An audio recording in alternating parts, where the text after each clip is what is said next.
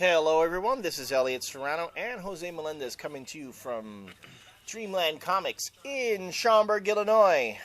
This is the Comic Culture Warrior YouTube channel. Thank you for joining us yet again for another series of conversations and reviews of comics.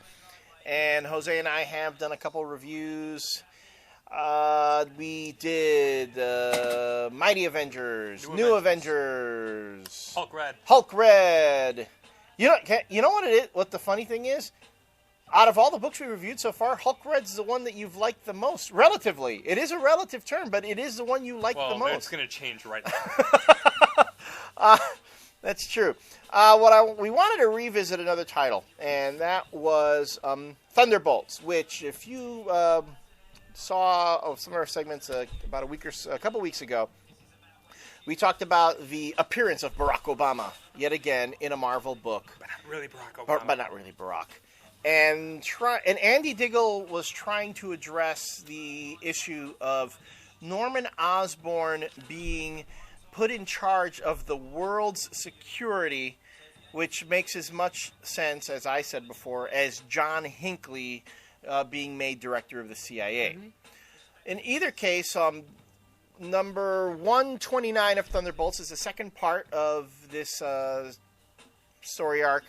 And there's this plot, basically, where Norman Osborn is hijacking Air Force One and making it look like the Green Goblin is behind it, mm-hmm. and Norman Osborn is rescuing the president. Mm-hmm. And it all goes basically the way he wanted to. You know, the president buys it hook, line, and sinker, which is, like you said. Regardless, this book, overall to me, I enjoyed it, mm-hmm. with the exception of, I don't want to get too much into spoilers, but let's just say that, and this is all on the editor, I'm sorry. Halfway through, you have this really dark, moody Roberto Della Torre mm-hmm. artwork, and to me, I'm really enjoying it. It suits the book very, very well. At one point, the Green Goblin gets thrown out of Air Force One, and then you flip a page, and I swear it becomes like one of those Marvel Comics animated series. I mean, the tone changes completely in the book. Mm-hmm. The artwork is different. Mind you, serviceable artwork. Mm-hmm. It's good artwork. But the change in the tone of the artwork is so abrupt and so jarring mm-hmm. that it took me out of the story. Yeah. It just completely took me out of the story, which is too bad because I was really enjoying it up to that point.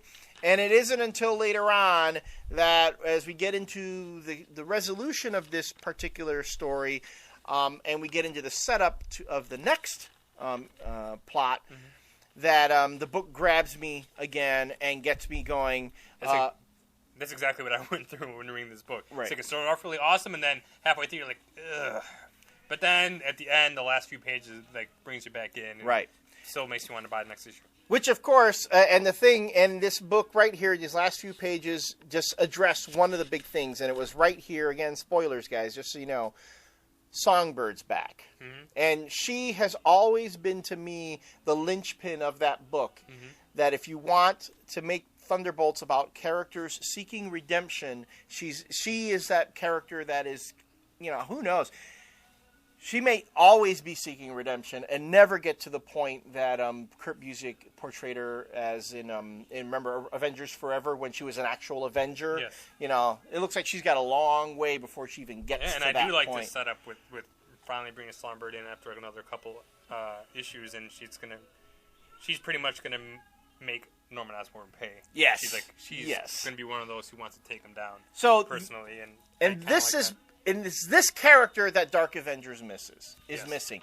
Maybe Bendis is going to do that with Sentry at some point. Maybe there's going to be some story arc where, Sentry is realizing that he's being basically, I say basically a lot, damn it.